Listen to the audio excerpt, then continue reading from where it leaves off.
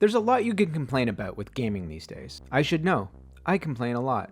Whether it's the cost, quality, microtransactions, the layoffs, or so many other gripes, but there is one practice that this industry absolutely needs to stop doing, and that's advanced access. Paid early access, VIP access, exclusive preview, whatever you want to call it. The practice of paying to get a game a few days ahead of everybody else. A plague that sadly I'm seeing pop up more and more frequently, and I don't think it's getting the total condemnation that I think it deserves. This should be hated in the same way that we hated on NFTs, so that this greedy tactic doesn't start to become the norm. For clarity, when I'm talking about paid or advanced early access here, I don't want it to be confused with the other early access, which I've covered before and also don't love but see its purpose. The difference between the two is that in early access, you get an incomplete game at a reduced price with the hope that it might eventually come out, while paid early access refers to the incredibly scummy exercise of charging more for a full game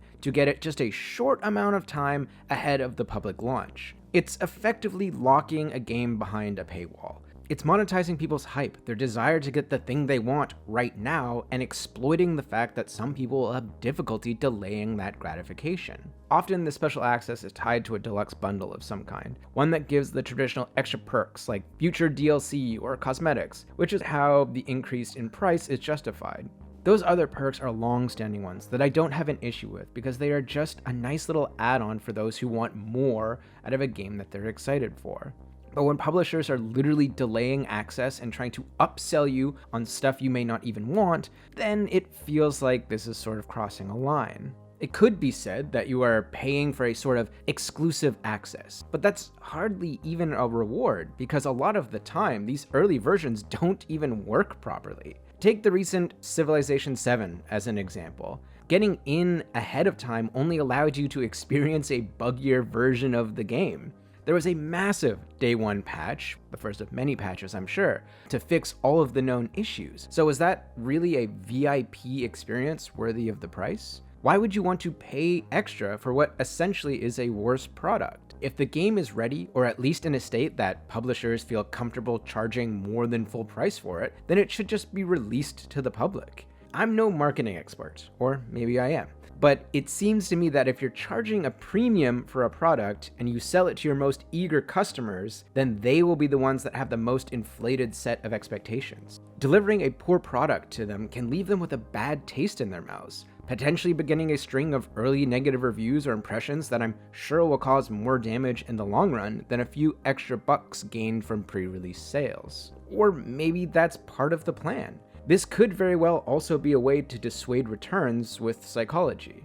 It's possible that you are so excited for a certain game that you cave and pay for that early access. If it turns out that the game doesn't live up to what you were expecting, you might normally refund it within the short 2-hour window that platforms like Steam give you. But if you've invested so much extra money, you might convince yourself, well, maybe it gets better later, because why else would you have paid all that extra cash? Additionally, you might also think, well, maybe the game gets better at launch when it's patched up, which further cements you into your purchase and blocks you out of a refund. From what I can tell, this seems to be a trend mostly among the AAA space. This isn't a surprise, really, as those big titles, like my favorite punching bag, Diablo 4, try to milk every single extra dollar out of you that they can. These are the games that people really want to play because a lot of money is spent on marketing to build up as much hype as possible.